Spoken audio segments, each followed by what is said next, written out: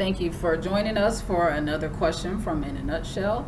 Today's question is a two-part question. It is, what is intermittent fasting and what are the benefits? So I'm going to answer that by talking about the most feasible type of fasting, which is a time-restricted fast. And this is basically extending the time between your last meal of one day and your first meal of the next day.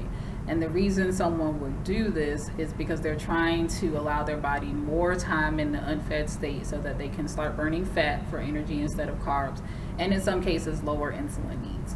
So a person might do this if they have additional weight they're trying to lose, or if they're trying to prevent or reduce their risk for chronic conditions like diabetes or cardiovascular disease.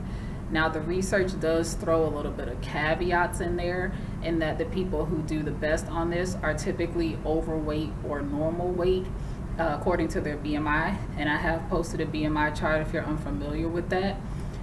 Also, in terms of chronic conditions, if you're newly diagnosed with something like diabetes or cardiovascular disease, which means you've been diagnosed in the last 5 years, this may help to reduce your risk for complications from those things.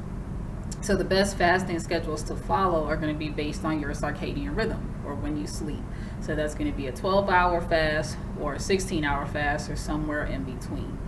During the times that you're eating, it is best that you follow a low-carb diet or a very low-carb diet. So we're not just skipping breakfast and eating whatever we want, because we're not going to see the best benefits that way. Most people who see benefits from this are following some type of restrictive eating schedule during their fasting time.